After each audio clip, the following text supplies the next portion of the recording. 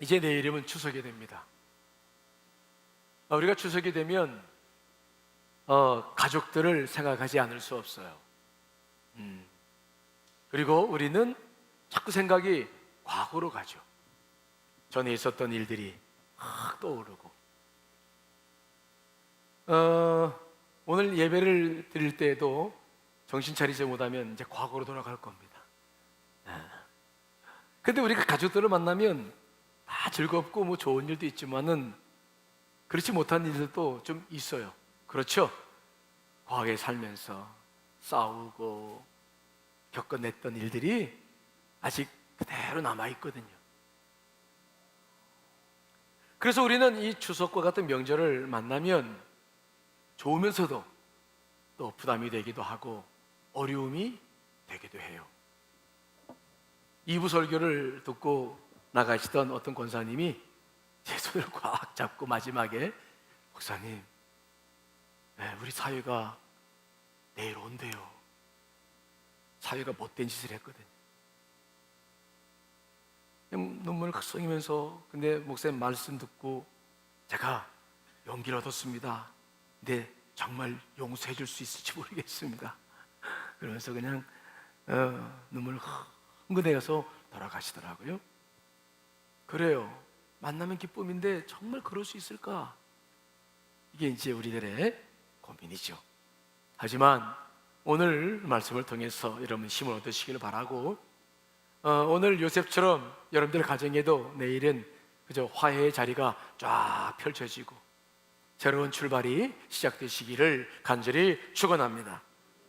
우리는 요셉을 잘 알아요. 제가 많이 설명하지 않아도 압니다만은 저희 중에는 세 가족들이 있고 아직 말씀을 다 모르시는 분들이 계셔서 조금 설명을 해야 해요. 여러분, 요셉은 형들에게 미움받아서 10대 중반에 이제 애굽으로 노예로 팔려나갔어요. 사실 얼마나 가슴 아픈 일입니까? 아버지의 그 사랑을 받다가 갑자기 하루아침에 노예로 팔려가는 거예요. 영문도 모르고 끌려가서 이제 보디발의 집에서 노예 생활을 시작합니다. 노예라고 하는 것은 자기 주장이 없는 것입니다. 자기 생각이 없는 것입니다. 정말 정체성이 다 무너지는 것이죠. 그것도 10대에 아주 예민했던 시절에. 그러니 그가 얼마나 노예 생활하면서 집이 그립고 아버지가 그립고 엄마가 보고 싶고 형제들이 보고 싶었을까. 얼마나 밤새 울며 그가 정말 분노하는 삶을 살았을까 생각해보면 가슴 아픈 일이죠. 그는 영문도 모르고 그렇게 살았는데 그래도 하나님의 축복 속에서 보디발의 집에서도 복을 받고, 또 보디발의 아내 유혹을 잘 뿌리치다 보니까 또 누명을 써서 이제 옥에 갇히기도 했지만, 그 모든 것들을 주님의 은혜로 이제 극복해 나가면서, 특별히 감옥에서 떡 맡은 자의 꿈을 해석해 줬다가 그 애굽의 그 바로 왕의 꿈을 해석해 주는 축복을 누렸고, 그를 통해서 이제 재상이 되었는, 한 나라의 총리가 되는 그런 축복된 역사, 이제 창세기에 기록되어 있는 요셉의 이야기예요. 자, 그런데 오늘 본문 말씀 어떤 말씀이냐? 요셉이 총리가 되었을 때 하나님은 그 바로를 통해서 앞으로 되어질 일들에 대해서 말씀하셨어요. 앞으로 7년 동안 대풍년이 일어날 것이다. 근데 그 풍년이 지나고 나면 기근이 또 7년간 계속될 텐데 그때를 위해서 대비해야 한다. 요셉에게 주신 하나님의 음성이었죠. 그래서 총리가 되자마자 성경 말씀을 읽어보면 곡식이 산더미 같은 곡식들을 잘 저장하면서 대기근의 때를 준비하고 있었어요. 그래서 그 팔레스타인 전체에 기근이 들었음에도 불구하고 애굽에는 먹을 양식이 있었습니다. 요셉의 아버지가 살았던, 형들이 살았던 가나안 땅에도 기근이 들렸어요. 기근이 7년 기근인데 2년 때가 되었을 때 첫 해는 어떻게 버텨봤지만 그 다음에는 먹을 수가 없으니까 이제 야곱이 형제들을 다 애굽에 보내서 양식을 사오게 했던 것입니다. 드디어 그들이 애굽에 도착을 했어요. 그때 요셉은 총리로서 어마어마한 권세를 누리고 있었지만 그 요셉의 형제들은 요셉이 총리가 된 줄 모르고 그 앞에 넙죽 절을 합니다. 요셉은 순간 자기 형들이 찾아온 것을 알았어요. 20년, 정확히 말하면 21년쯤 되는 시기였어요. 노예로 팔려와서 형들을 보는 것이 21년 만에 보는, 얼마나 가슴 떨리고 벅찬 감정이 막 올라오는 시간이었겠습니까? 하지만 요셉은 지혜로웠어요. 만일 여러분들이 요셉이었다면 정말 억울하게 노예 생활을 할 수밖에 없었던 그 일들을 만든 장본인들이 여러분 앞에 섰다면, 여러분들은 힘이 있고 돈이 있고 권력이 있어서 뭐든지 할 수 있는 사람이고, 그 형들은 자기 앞에서 무릎을 조아리고 있는 현실이라고 한다면, 여러분들은 그 형제들에게 어떻게 대했을 것 같아요? 아싸, 기회가 왔다 그거예요? 두 가지 있을 수 있죠. 내가 당한 만큼 당해봐라. 오게 가두고 복수할 수 있는. 두 번째는 뭡니까? 우리는 그런데 이런 생각이 있어요. 내가 겪었던 아픔들을 빨리 잊고 싶어. 그래서 하는 일이 뭡니까? 빨리 덮어버리는 거야. 자기가 요셉임을 밝히고 빨리 그 일을 덮어서 아버지를 만나고 빨리 뭐 그런 생각도 들을 수 있어요. 그런데 요셉은 훨씬 지혜롭습니다. 과거는 절대 잊을 수 없어요. 그리고 과거는 그렇게 처리할 만큼 가치 없는 것이 아닙니다. 요셉은 우리처럼 그렇게 단순하게 사건을 처리하지 않아요. 그때부터 요셉은 자기의 정체를 딱 숨기고 형들을 거칠게 다루기 시작합니다. 그들을 정탐꾼이라고 몰아붙여서 3일간 옥에 가두다가 시몬만 남겨놓고 그들을 고향으로 돌려보내요. 베냐민 데려오라. 하지만 그들이 집에 가서 아버지를 만났을 때 그 야곱은 노발대발하는 것입니다. 요셉도 죽었는데 이제 시몬까지 남겨놓고 이제는 베냐민까지 죽이려고 데려가느냐? 말이 안 되죠. 하지만 아버지 설득해서 다시 그들이 애굽으로 베냐민을 데리고 돌아옵니다. 돌아왔을 때에도 요셉은 그들을 거칠게 대합니다. 그들에게 다시 양식을 줘서 보낼 때 베냐민 자루에 은잔을 집어넣어요. 그리고 자기의 청지기들을 보내서 다시 그들을 잡아옵니다. 도둑으로 몰아서. 그들은 꼼짝없이 도둑으로 몰려서 다시 잡혀왔어요. 이제 베냐민은 내 종이 돼야 된다라고 요셉이 이야기를 하죠. 자, 그런 상황 속에서 누가 등장하냐면 유다가 등장해요. 등장해서 하는 말이 뭡니까? 종리시여, 내 얘기를 들어봐 주십시오. 내 고향에는 아버지가 계신데 그분의 생명과 이 베냐민의 내 동생 이 막내 이 생명과 하나로 묶여 있습니다. 내 아버지는 요셉이란 아들을 잃고서 그의 동생 베냐민을 사랑했는데 그를 데려가지 않으면 아버지는 죽을 것입니다. 그러니 총리시여, 제발 내 아버지를 봐서라도 내 동생 베냐민을 데려가게 하시고 대신 나를 붙잡아 두십시오. 내가 당신의 종이 되겠습니다. 요셉은 그 기간을 통해서 그들을 살펴보았습니다. 그들의 변화가 무엇이 있었는지, 자기를 팔아넘긴 다음에 그들에게는 어떠한 변화가 있었는지, 하나님께서 자기와 함께 하셨는데 그 하나님은 그들을 어떻게 역사하시는지 그 모든 과정을 지켜보던 중이었어요. 그때 그 유다의 고백과 형제들이 하는 모든 것을 보면서 이 형제들이 달라져 가고 있음을, 예전과는 다르고 있음을, 아버지를 생각한 것이나 형제를 생각한 모든 것들이 달라졌음을 깨닫게 되죠. 그리고 그때 그 사건을, 그것을 보고 난 다음에 오늘 본문의 말씀, 이제 화해의 자리를 마련하는 것입니다. 자, 먼저 1절로 3절에 있는 말씀, 자, 읽어보겠습니다. 시작. 요셉이 시종하는 자들 앞에서 그 정을 억제하지 못하여 소리질러 모든 사람을 자기에게서 물러가라 하고 그 형제들에게 자기를 알리니 그때에 그와 함께한 다른 사람이 없었더라. 요셉이 큰 소리로 우니 애굽 사람에게 들리며 바로의 궁중에 들리더라. 요셉이 그 형들에게 이르되 나는 요셉이라. 내 아버지께서 아직 살아계시니이까. 형들이 그 앞에서 놀라서 대답하지 못하더라. 아멘. 너무 오랜 시간이 걸리는 이야기였어요. 20년이 넘었어요. 그 형들 앞에서 자기의 정체를 드러내며 오픈할 때 요셉의 가슴 속에는 막 감정이 물밀듯 밀려와서 어찌할 수가 없었어요. 그래서 자기 주변에 있는 신하들을 다 물리고 자기 형들만 덩그러니 있는 데서 막 울기 시작하는 겁니다. 근데 그 울음이 얼마나 큰지 20년 동안 쌓아오는 눈물입니다.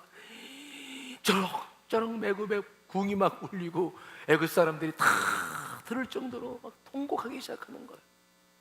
자, 이렇게 보십시오. 그 눈물, 그 한, 그 아픔, 이게 터져 나오는 거예요. 그 눈물을 보는 순간 형제들은 이게 무슨 일인가 싶어서 놀라기 시작하는데 요셉이라는 걸 밝히는 겁니다. 내가 당신들이 애굽의 노예로 팔아먹은 동생 요셉입니다. 내가 살아 있습니다. 내가 지금 총리가 되어 있습니다. 내 아버지는 아직 살아 계십니까? 묻는 거예요. 순간 형들은 아무 말도 할 수 없었어요. 너무 놀랐어요. 사실 요셉의 이름이라고 하는 것은 그들에게 있어서 너무 거북스러운 이름이었어요. 요셉의 이름만 나오면 그들은 죄책감에 시달렸어요. 그들은 요셉을 팔아넘기고 자기 아버지에게 죽었다고 거짓을 보고했습니다. 하지만 그들의 가슴 속에는 형제를 팔았다고 하는 것 때문에 평생 죄책감에 살아야만 했습니다. 그래서 요셉의 이름이 그들 가슴 속에는 아픔이었어요. 그런데 그 요셉이 살아서 그것도 대제국의 총리가 돼서 자기들 앞에 서 있다는 사실이 너무 놀라운 일이죠. 기가 막힌 일이죠. 이게 꿈인가 현실인가 지금 형제들은 서로 어리둥절해서 바라보고 있는 상황인 것입니다. 그래서 창세기 45장 3절부터 13절까지 요셉이 이야기를 하는 동안에 그들은 말 한마디를 못하고 있어요. 할 말이 없었어요. 형들의 감정은 아마 굉장히 복잡했을 것입니다. 요셉이 대제국의 총리가 되어 있다는 사실도 믿을 수 없었지만 죄책감에 그들은 시달려서 어찌할 수 없었어요. 그러자 요셉이 다시 그들을 가까이 부르죠. 자, 4절 말씀 있습니다. 시작. 요셉이 형들에게 이르되 내게로 가까이 오소서. 그들이 가까이 가니 이르되 나는 당신들의 아우 요셉이니 당신들이 애굽의 판자라. 아멘. 요셉은 형들을 가까이 부릅니다. 못 믿어 하니까 가까이 오십시오.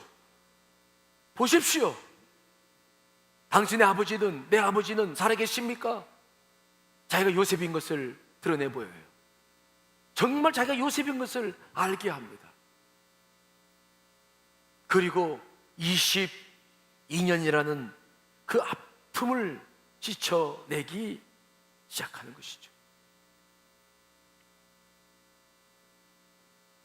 여러분, 우리가 인생을 살아가면서 겪는 일들은 잊혀지는 것도 많지만 잊을 수 없는 것도 많이 있어요. 문득문득 떠오르는 얼굴들, 그들이 했던 말들, 그때의 감정들이 기억나요. 저도 제가 몇 번 말씀드렸습니다마는 우리 큰형님이 저를 집에서 쫓아냈을 때 그때 모습 그대로 떠올라요. 아버님이 신학대에 들어가서 저를 쫓아내서 형님 집에 가서 형님 집에서 좀 학교 다니겠습니다 그랬더니 큰형님이 저한테 그랬어요. 아버님이 너를 쫓아냈는데 내가 너를 어떻게 받아들이냐, 나가라. 그랬으면 그 옆에 있던 형수님은 어떻게 해야 됩니까? 형수님은 막내 도련님이 지금 그러고 있으면 형수님이 어떻게 해야 돼요? 여보 숟가락 하나만 더 넣으면 되는데 그러면 도련님 걱정하지 마시고 여기서 학교 다니세요. 그랬어야 될 거 아닙니까? 그렇죠? 그런데 우리 형수님이 지금도 기억나요. 못 붙여.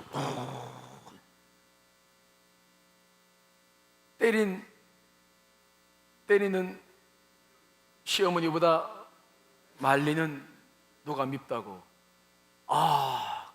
지금 세월이 벌써 얼마나 많이 흘렀습니까? 30이 넘었는데도 아직 그 얼굴이 떠올라요.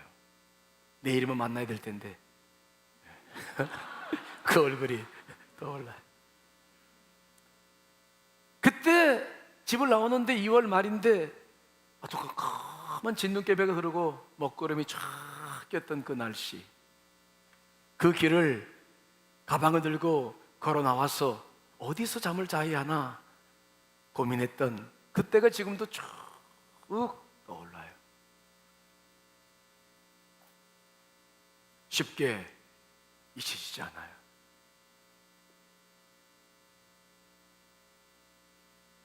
근데 여러분, 그 과거, 그 아픈 상처가 무엇으로 극복하기 시작되는 것입니까? 무엇으로 그것들이 새로운 은혜로 내게 다가오는 것입니까? 하나님의 섭리를 발견하기 시작하면서부터 그렇습니다. 오늘 요셉이 자기가 화해의 자리를 펼칠 수밖에 없었던 그 이유를 밝히고 있어요. 5절 말씀입니다. 읽습니다. 시작. 당신들이 나를 이곳에 팔았다고 해서 근심하지 마소서, 한탄하지 마소서. 하나님이 생명을 구원하시려고 나를 당신들보다 먼저 보내셨나이다. 아멘. 무엇 때문에 요셉이 용서할 수 있습니까? 무엇 때문에 그들과 화해할 수 있는 것입니까? 하나님의 섭리예요. 하나님의 생명을 구원하시려고, 즉 우리 민족을 구원하시려고, 가나안 땅에 있는 민족을 다시 애굽으로 이전시켜서 우리를 큰 민족 삼아 주시려고, 그 생명을 구원하시려고 하나님의 섭리가 있었기 때문에 나를 당신들보다 먼저 보냈습니다. 하나님의 섭리가 요셉 안에 있었기 때문에 그 용서가 가능해지는 것입니다. 요셉은 언제부터 하나님의 섭리를 깨닫기 시작했을까요? 처음에 그 10대 민감했을 때 노예로 와서 팔려서 정말 남의 집사를 하며 맞으며 그 사명, 그 일을 감당했을 때는 그의 가슴속에 분노로 차오르 올랐을 거예요. 시간만 되면 고향을 쳐다보고 울고 밤이면 울면서 그 남모르는 비통한 세월을 보냈을 것입니다. 그런데 그가 보디발의 집에서 일을 할 때 보니까 자꾸 하나님께서 자기의 복을 주셔서 자기로 인해서 보디발의 집이 복을 받아요. 보디발이 그 요셉을 통해서 요셉이 하나님과 함께 한다는 사실을 느끼기 시작하면서 요셉을 높이기 시작합니다. 요셉이 그 고통의 세월 속에서 자기가 하나님의 은혜를 점점 누리기 시작하는 것입니다. 그 하나님의 은혜와 그 사랑을 경험하기 시작하면서 그 요셉 안에 어떤 무엇이 생기기 시작합니까? 하나님이 자기를 이곳에 보낸 것에 뭔가 뜻이 있지 않겠는가 하는 것들을 조금씩 기억하기 시작합니다. 보디발의 아내의 유혹을 물리치고 이제 누명을 쓰고 감옥에 들어갔을 때에도 하나님은 요셉과 함께 했다 그랬습니다. 그에게 은혜를 베풀어 주셨습니다. 간수에게 은혜를 베풀어서 정말 그 속에서도 그는 죄수였지만 모든 감옥의 일을 도맡아 했고, 특별히 그 감옥은 일반 감옥이 아니었습니다. 보디발이 바로 경호대장이었기 때문에 왕의 신하들의 죄인들만 가둬놓는 그 감옥이었어요. 거기서 요셉은 애굽의 정치를 배우고 애굽 정치들과 관계를 맺고 거기서 애굽으로 알기 시작했습니다. 거기서 많은 이들과 대화를 나누면서 특히 하나님께 주신 꿈을 가지고 사람과 대화를 풀어나갔죠. 특별히 떡 맡은 관원의 꿈을 풀어줌으로 말미암아 어떤 일이 벌어집니까? 애굽 왕 바로를 만날 수 있는 기회가 주어지는, 하나님의 은혜가 어디든지 자기와 함께 있다는 사실을 깨닫기 시작하면서 그는 과거의 아픈 상처보다 무엇에 관심을 갖기 시작합니까? 하나님의 섭리에 관심을 갖게 되는 줄 믿습니다. 죽을 수밖에 없는 아픔이었지만은 그러나 돌이켜보니 하나님의 은혜가 자기에게 더 넘치면서 바라보며 하나님께서 자기를 왜 보내셨는지에 대한 섭리를 기억하게 되죠. 그 섭리에 대한 분명한 확신이 이제 애굽 바로 왕을 만났을 때 고백되어지는 말씀 속에 깊이 담겨 있죠. 자, 여러분 창세기 41장 15절로 16절에 있는 말씀을 읽습니다. 시작. 바로가 요셉에게 이르되 내가 한 꿈을 꾸었으나 그것을 해석하는 자가 없더니 들은즉 너는 꿈을 들으면 능히 푼다 하더라. 요셉이 바로에게 대답하여 이르되 내가 아니라 하나님께서 바로에게 편안한 대답을 하시리이다. 아멘. 떡 맡은 관원에게 인도되어져서 바로 왕을 만났습니다. 바로 왕은 지금 미국의 대통령처럼 전 세계의 가장 강력한 왕이죠. 하지만 요셉은 죄수고 노예입니다. 보잘것없는 신분이에요. 근데 보십시오, 그 태양신을 섬기는 바로 앞에 요셉은 무엇을 고백합니까? 너는 그렇게 꿈에 대해서 해석을 잘한다며 내가 꾼 꿈에 대해서도 네가 좋은 해석을 할 줄 안다라고 얘기했을 때 요셉은 자기를 드러내지 않아요. 만일 그가 자기의 출세의 어떤 그 욕망이 있었다고 한다면 하나님보다 자기를 드러내서 어떻게든지 감옥에서 나오고 그가 자기의 출세를 위해서 그 왕으로부터 뭔가 얻으려고 했었을 겁니다. 그런데 오늘 고백을 보십시오. 요셉에게는 그런 마음이 없었어요. 하나님으로 가득 찼어요. 하나님이, 내가 아니라 하나님이, 분명히 말씀하죠. 내가 아니라 하나님께서 바로에게 편안한 대답을 하시리이다. 하나님의 섭리가 무엇인지를 정확히 알고 있었고, 그 하나님이 지금 이 시간 무엇을 해야 될 것인지에 대해서도 요셉은 뭔가 느끼고 있는 것이 있었다는 거예요.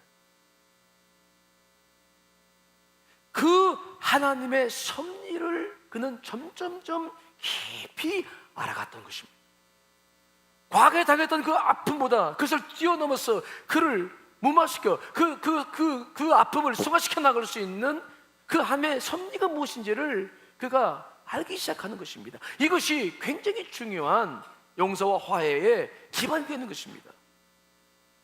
자, 그가 꿈을 해석했을 때 하나님께서 어떠한 위치로 그를 높입니까? 자, 창세기 41장 38절 40절 읽습니다. 시작. 바로가 그의 신하들에게 이르되 이와 같이 하나님의 영에 감동된 사람을 우리가 어찌 찾을 수 있으리요 하고 요셉에게 이르되 하나님이 이 모든 것을 내게 보이셨으니 너와 같이 명철하고 지혜 있는 자가 없도다. 너는 내 집을 다스리라. 내 백성이 다 내 명령에 복종하리니 내가 너보다 높은 것은 내 왕좌뿐이니라. 아멘. 요셉이 드디어 총리가 되었습니다. 그때 그는 무엇을 바라봤을까요? 과거의 아픔입니까? 아니면 하나님의 섭리입니까? 결국 하나님께서 나를 이 애굽으로 노예로 던져 놓았던 이유가 여기에 있었구나. 그는 자기가 겪어봤던 많은 아픔보다 자기에게 계속 부어주시는 하나님의 섭리를 느끼고 경험하고 그 섭리 속에서 모든 문제를 풀어나가는 것을 보는 것입니다. 만일 이러한 섭리를 느끼지 않았다고 한다면 그 분노와 그 아픔을 어찌 그렇게 쉽게 잊어버릴 수 있겠습니까? 절대 잊을 수가 없습니다. 하지만 하나님의 섭리가 내게 다가올 때, 하나님의 섭리가 내게 크게 다가올 때 우리는 어떤 것들도 용서할 수 있고 화해할 수 있어요. 오늘 요셉은 그 은혜 속에서 형들을 맞이하고 그들과 화해의 자리를 갖습니다. 자, 오늘 본문의 말씀 14절 15절 말씀을 읽어보겠습니다. 시작. 자기 아우 베냐민의 목을 안고 우니 베냐민도 요셉의 목을 안고 우니라. 요셉이 또 형들과 입맞추며 안고 우니 형들이 그제서야 요셉과 말하니라. 아멘. 드디어 요셉의 직계 동생인 베냐민이 와서 안깁니다. 그토록 보고 싶었던 형, 보고 싶었던 동생이었습니다. 서로 목을 껴안고 울기를 시작해요.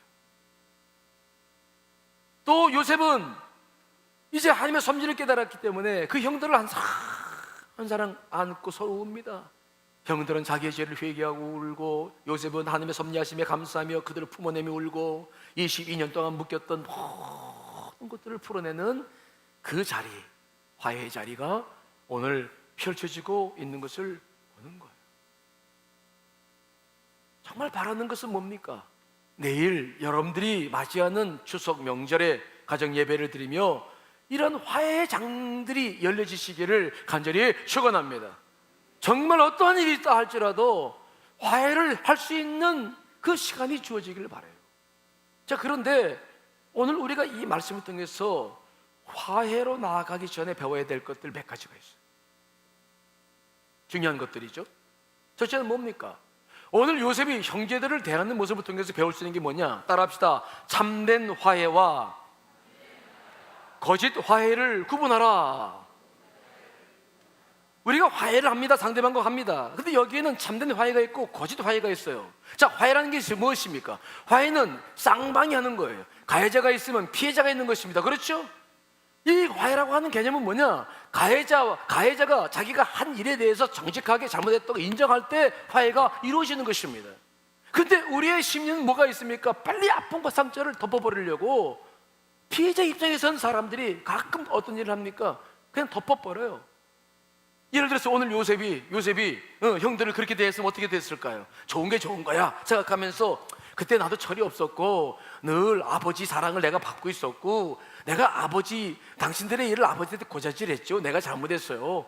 뭐 사실 뭐 그랬죠. 뭐 오직 형들도 미웠으면 그런 일 했겠습니까? 가해자가 고백하지 않는 것을 피해자가 말을 하죠. 덮어버려요. 그래서 만일 우리가 그 아픈 상처보다는 좋은 게 좋은 거니까 그래서 덮어버린다고 한다면 이것은 참된 화해라고 볼 수 없습니다. 이것은 거짓 화해입니다. 이것이 왜 문제가 됩니까? 여러분, 거짓 화해에 대해서 우리가 지금 아까 분노 세미나에 대한 얘기를 들었는데 풀려지지 않는 모든 것들은 여러분 무의식 속에서 분노를 유발시켜 나갑니다. 감정을 유발시켜 나가요. 이것은 평생 없어지지 않습니다. 이 부분들이 제대로 해결되지 않으면 우리는 평생 분노의 화신이나 슬픔의 화신이나 아니면 우울한 삶을 살 수밖에 없어요. 그러므로 이 거짓 화해냐 참된 화해냐 이건 굉장히 중요한 문제입니다. 그래서 요셉은 형들을 쉽게 용서하지 않아요.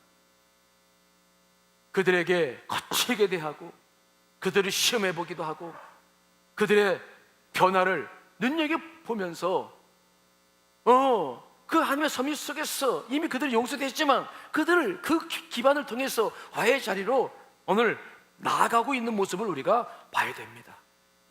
여러분, 그저 적당히 얼버무림으로 말미암아 여러분 과거에 있었던 일들을 거짓 화해로 덮어나가지 않으시기를 간절히 축원합니다. 에이, 그거 지나간 일인데 뭐 그냥 없던 걸 합시다. 아니에요. 그럴 수 없어요. 말은 그렇게 할 수 있어도 내 몸은 내가 경험했던 것들은 그렇게 안 됩니다. 이거 정말 진짜 화해하지 않으면 우리가 정말 삶이 힘들게 살아야 돼요. 그것 때문에 계속 힘들어야 돼요. 그 감정의 찌꺼기는 그렇게 쉽게 없어지지 않습니다. 요셉은 자기가 당했던 폭력을 그렇게 쉽게 잊어버리지 않았습니다. 요셉은 그 형들을 만났을 때 분명히 말합니다. 당신이 나를 애굽에 팔았다. 그 사실에 대해서 무마하려고 하지 않아요. 하지만 하나님의 섭리 때문에 그들을 받아들이고 용서해 나가는 것을 분명히 보는 것입니다. 다시 한번 오늘 5절 말씀인데 중요합니다. 읽어보겠습니다. 시작. 당신들이 나를 이곳에 팔았다고 해서 근심하지 마소서. 한탄하지 마소서. 하나님이 생명을 구원하시려고 나를 당신들보다 먼저 보내셨나이다. 아멘. 섭리가 아니었으면 용서할 수 없는 관계인데 섭리임을 말하고 그들이 잘못한 것을 잘못인 것으로 분명히 인정하고 그들이 그것에 대해서 잘못된 것을 뉘우칠 수 있는 시간을 주고 그 과정을 통해서 이 화해 자리로 나오게 하는 거예요. 우리 크리스찬들은 자칫 잘못하면은 자꾸 자기 스스로가 피해자가 가해자가 돼서 그 모든 일들을 해결하려고 하는 우울을 범할 때가 있어요. 참된 화해로 나아가시길 간절히 축원합니다.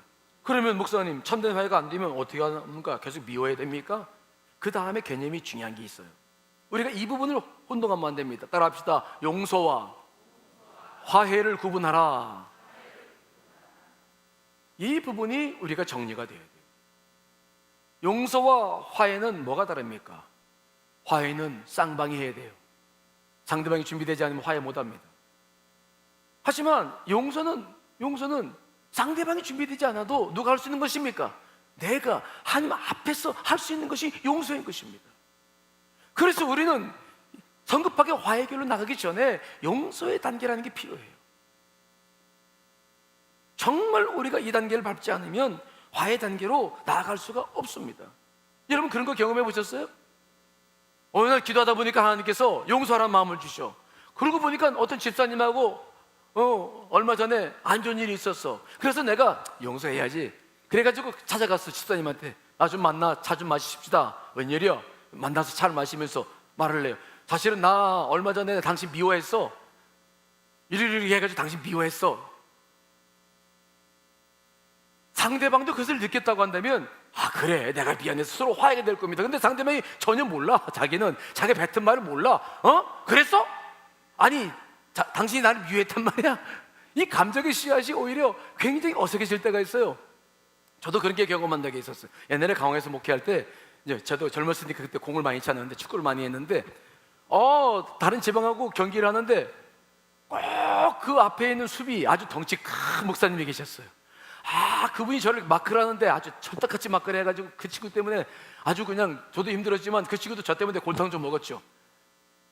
근데 그 친구가 축구를 하는데 어느 날 축구 이제 하고 있는데 나한테 다가오더니 그래요. 민 목사님 조심하세요. 다리 부러지지 않게.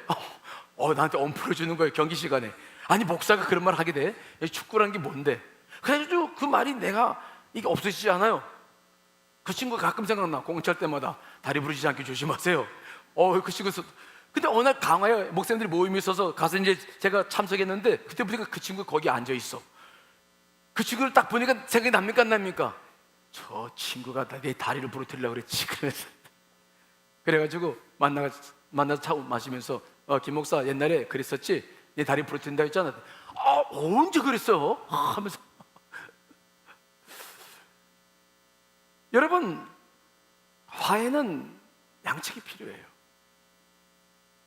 근데 용서는 그렇지 않아요. 근데 우리가 아직 상대방이 준비도 안 됐는데 가가지고 그렇게 해버리면은 어색한 관계가 돼요. 중요한 것은 뭐냐? 먼저 화해 전에 용서가 이루어져야 될 줄 믿습니다. 이게 순서예요. 그래서 성경 말씀 보시면 주님께서도 이웃을 사랑하라 많이 말씀하셨죠. 용서하라 말씀하셨는데 주님의 말씀을 쫙 살펴보면은 마태복음 5장에 한 곳 화목하라 라는 단어 딱 한 군데 나옵니다. 예물을 드리러 왔다가 형제 일이 생각나고도 놓고 가서 형제 화목하라. 그때 이 화목이라는 개념도 화해의 개념과 좀 다릅니다만은 정말 용서에 대한 개념과 화해의 개념과 함께 이야기를 한다면 주님께서 말씀하신 것이 있다면 그거 한 구절이에요. 그리고 나머지 전부 형제와의 관계는 뭐냐? 화해가 아니라 뭡니까? 용서하라는 거예요. 뭘 하라는 겁니까? 용서하라. 왜? 주님께서도 우리가 화해의 길로 나가는 것이 너무 어렵다는 거 알아요. 그래서 쌍방의 준비가 돼야 됩니다. 거기 시간이 걸립니다. 그러나 주님께서는 먼저 화해하기 전에 뭘 하기를 원하시는 겁니까? 내 스스로가 주님 안에서 용서하라. 자, 본문의 말씀 마태복음 19장 21절로 22절 읽어보겠습니다. 시작. 그때에 베드로가 나와 이르되 주여 형제가 내게 죄를 범하면 몇 번이나 용서하여 주리이까? 7번까지 하오리이까? 예수께서 이르시되 내게 이르노니 7번뿐 아니라 7번을 70번까지라도 할지니라. 아멘.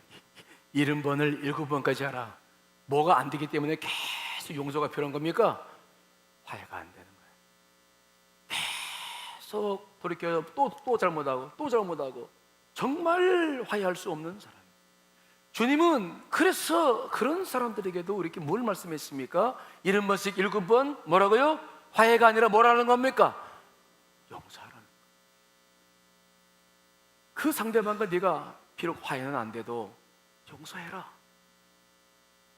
내가 너를 용서한 것처럼 용서해라. 우리가 먼저 용서하지 않으면 화해의 길로 나갈 수도 없고 내가 정말 그 상대방 때문에 너무 힘든 삶을 살아야 되기 때문에 주님은 우리를 사랑하시기 때문에 말씀하시는 거예요. 용서해야 된다.